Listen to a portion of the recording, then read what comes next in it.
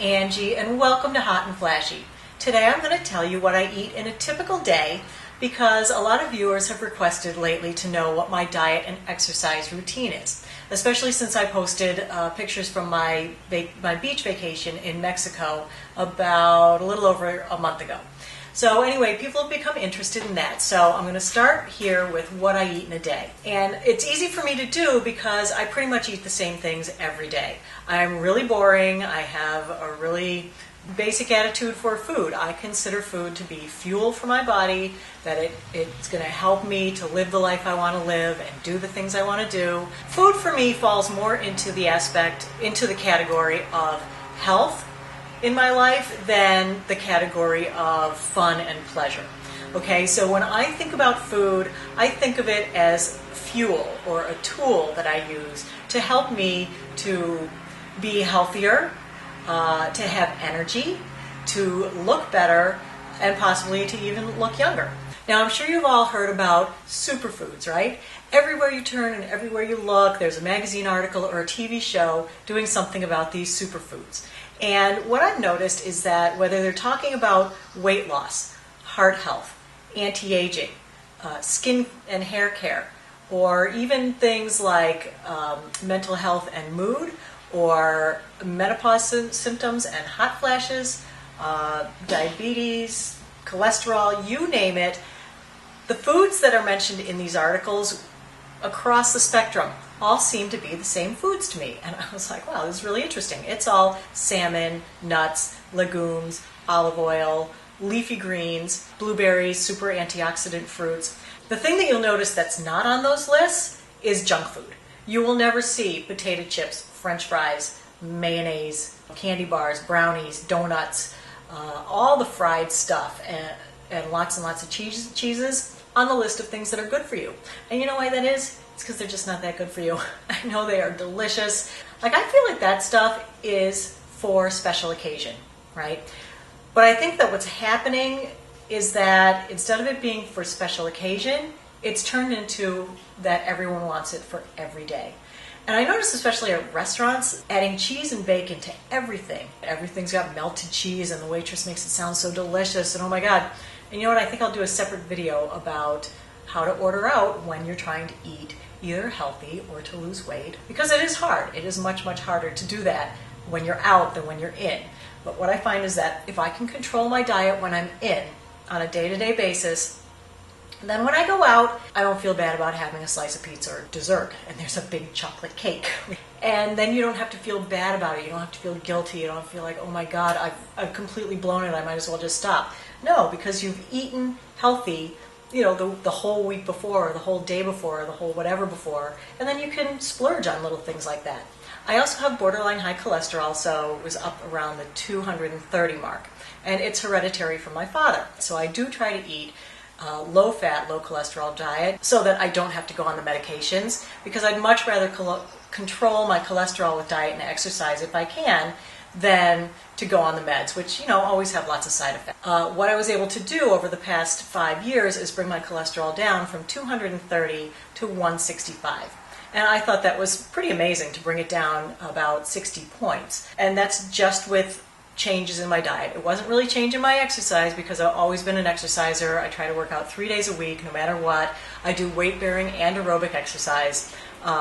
I just got back a couple hours ago from a bike ride with a girlfriend of mine. We went 22 miles, so we had a really good aerobic workout today. So that's kind of how I use diet and exercise together to help with, you know, my main concerns: anti-aging, heart health, and to stay slim and look good in my clothes, which, you know, is always a bonus, and I like that too. All right, so let's move on to what I eat in the day. As I said, I'm a really boring eater.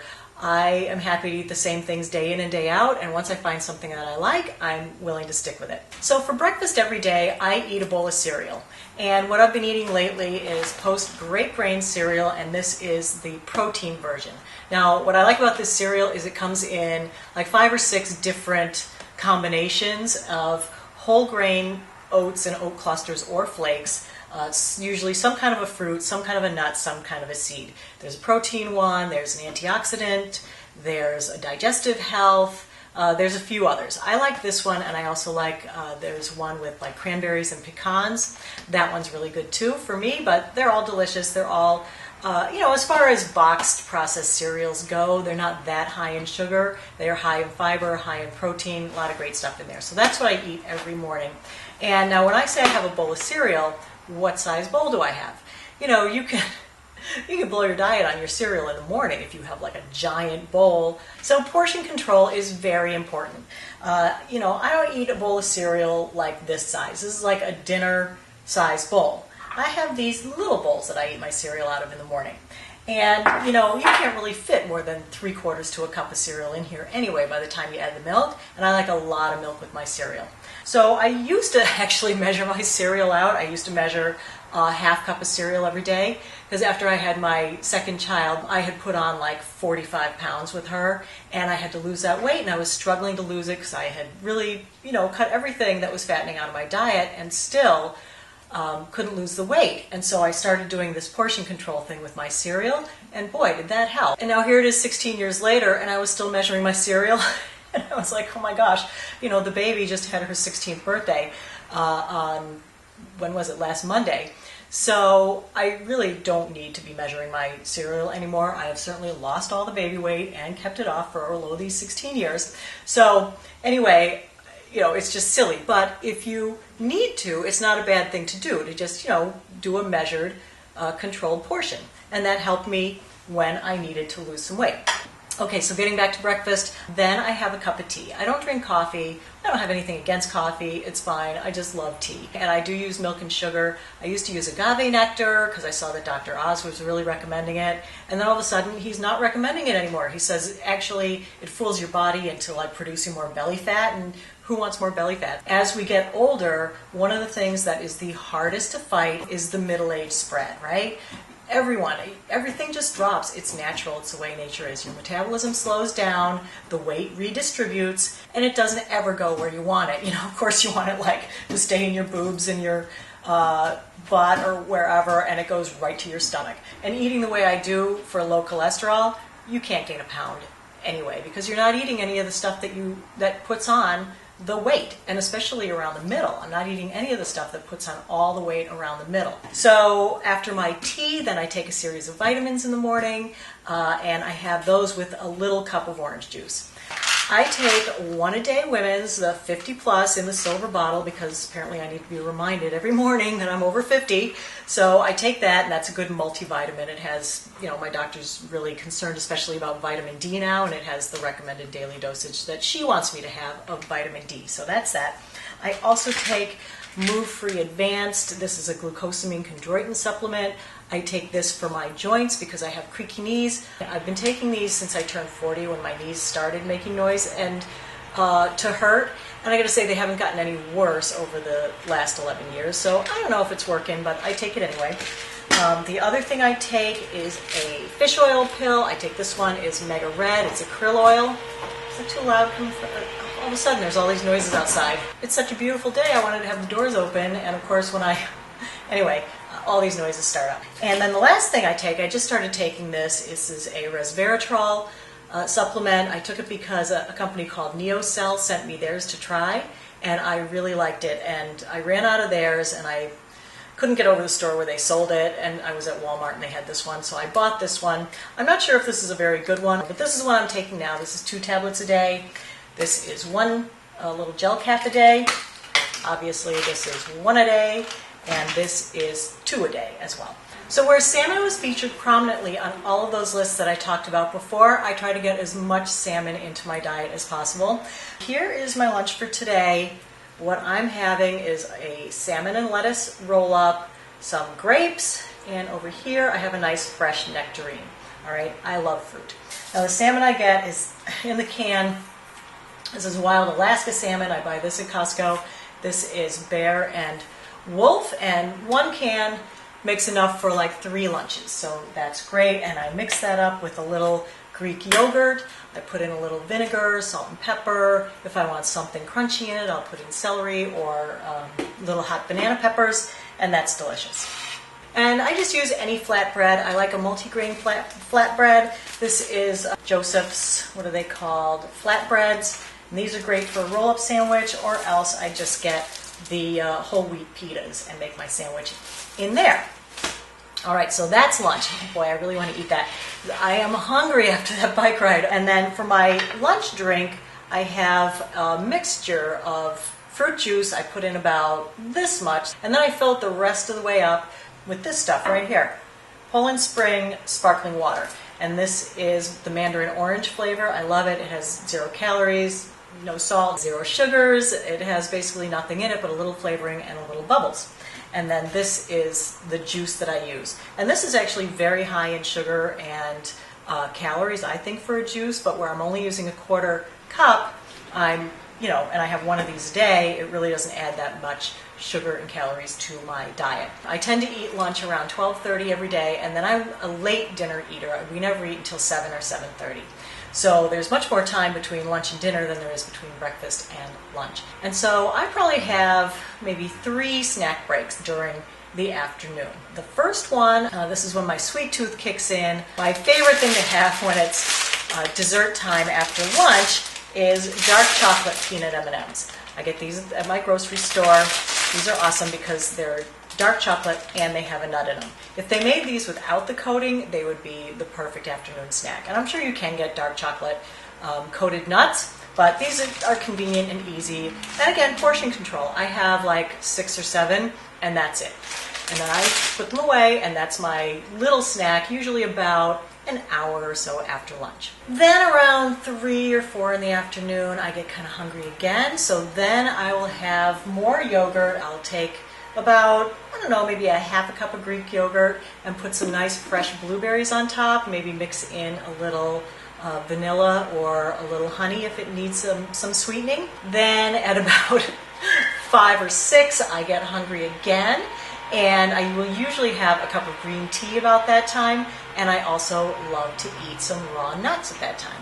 Now the roasted salted nuts are fine because they give you the protein and the fiber from the nuts, but they're not good to eat a lot of them every day because they're pretty much soaked in oil and salt. So what I buy are the baking nuts. So again at Costco, I get this giant bag of almonds.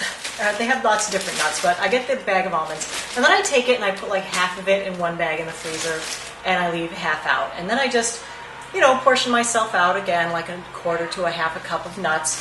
And I just eat those all afternoon long. And they are so good, just these, kind of raw almonds. All right, so that was pretty much my snacks. Then sometimes my daughter will make me a smoothie, which is awesome. We make it with yogurt and strawberries and bananas. Oh, there's all different ways to make them, and I will do a separate video showing you a couple of our smoothie recipes that we love.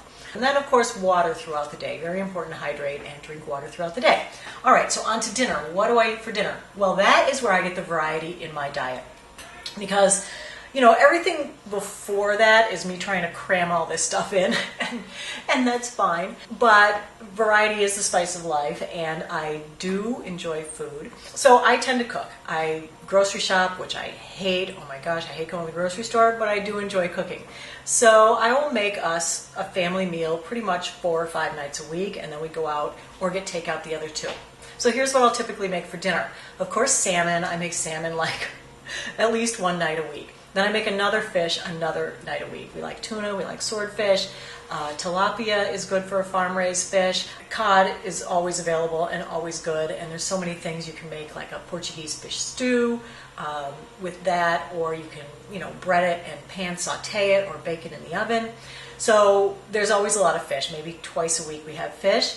The other, what does that leave me? 3 days that I cook. It's chicken, turkey, and on occasion pork or bison. We really don't eat a lot of red meat. My poor family, they love red meat, and actually I love red meat. I used to be a big steak eater, but when the cholesterol thing happened, I was like, that's fine, I can live without steak. And so I do, but every once in a while I get a hankering for it, and good old filet mignon is just super delicious. So, on an average week, we don't have any meat. We might have like a chicken Caesar salad, but of course it's a non-creamy Caesar dressing because it's where everything is hidden. The butter, the cream, everything that's made with heavy cream or sour cream or cream cheese, that is out. I substitute, I actually did a whole video on things that I substitute, so I'll put the link to that video here, and you can see that if I'm making chili, instead of using beef, I use ground turkey. There are also lots of recipes on my blog, and I will put the link to my blog below. There's a tab right at the top for recipes. So sweet potatoes instead of potatoes, brown rice instead of white rice, quinoa and farro and other grains. I cook a lot of lentils as well. So I cook all those, and my kids love it. They love everything. But I make everything fresh and from scratch and very flavorful. I try not to use the box mixes because they're super high in sodium. So if I'm making rice, I just put it in my rice steamer, and then at the end I'll add in, a little whatever to spice it up. But still, whatever I add is far less than what the manufacturers add. Pasta. Now, there's great pastas. I love the Dreamfields pasta. It has extra fiber. If you're gluten-free, there's gluten-free pasta. No matter what your problem is and what your dietary thing is, you can find something to eat, and the quality of everything is getting better and better and better. And then for the vegetable, I try to work vegetables into my cooking wherever I can. So if I'm making a meatloaf, it's made out of ground turkey, and it also has grated zucchini in it. If I'm making lasagna, it has ground turkey for the meat, but then it'll also have a whole mess of vegetables. It'll have mushrooms, zucchini, white beans. A lot of stuff I put white beans in. You can grind up white beans and make them into a paste, and I use that instead of the cheese layer in my lasagna, and that's really good. That recipe's on my blog as well. What else? Cauliflower. There's 5 or 6 different ways to make cauliflower. You can turn it into a white sauce for pasta. It mashes up really well like mashed potatoes, and it's delicious. Squash, you can mash up squash, you can roast squash. I love roasted beets, roasted, everything, asparagus, broccoli, all the vegetables. What they say about eating the rainbow? It's true. So we eat the rainbow every night. So that's where we get in a lot of variety in our meals. When you're starting to go into a journey towards eating healthier, I know how hard it can be. I've been there. I've done it. I like nothing better than eggs, mayonnaise, cream cheese, sour cream, steak. Oh my God, I love steak. So it wasn't like it was easy for me to give up this stuff. The one thing that it was easy for me to give up was cheese. I was never a huge cheese fan, and so not having cheese was no big deal. But everything else, bacon, I love bacon. When I was a kid, I used to eat mayonnaise on white bread as a sandwich, and that would be what I ate for lunch, or mayonnaise with bacon on white bread as a sandwich. Oh my God, delicious. But you know what? When you're a kid or in your 20s even, that's when your body is much more forgiving. That's when you can indulge in that kind of stuff. I mean, you shouldn't go totally overboard and, eat French fries 5 meals a day. That is when your body will stay slimmer, be healthier in spite of what you do to it. Fast forward another 30 years and get to be 50 or in the 50-ish range. That's when your body starts kind of pushing back on you a little bit and saying, hey, what are you doing? I'm getting older. I can't metabolize this stuff as well. It takes a lot longer to get rid of it. Once it packs on, it won't go away. So this is really the time when you need to start thinking about eating healthier, getting more exercise. I know a lot of people think, oh my gosh, finally I'm at a stage where I can stop exercising, where I don't have to care what I look like. I don't have to care what I eat. And for me, that's the wrong way to think, because, I'm 51 now. I'm hoping to be here in 20 years, 30 years, 40 years. I want to see 91. I want to see 81. I want to see 71.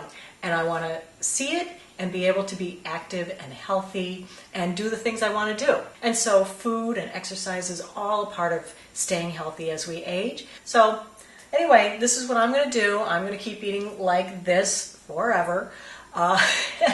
So far, it's worked out great for me. Yeah, if you have any questions about healthy eating or diet and exercise, just write them in the comments box below.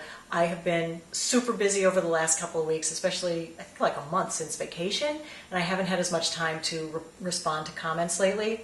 But I don't see anything big on the horizon, so I should be back. All right, so thanks everybody for watching, and take care. I will see you next time. Bye-bye.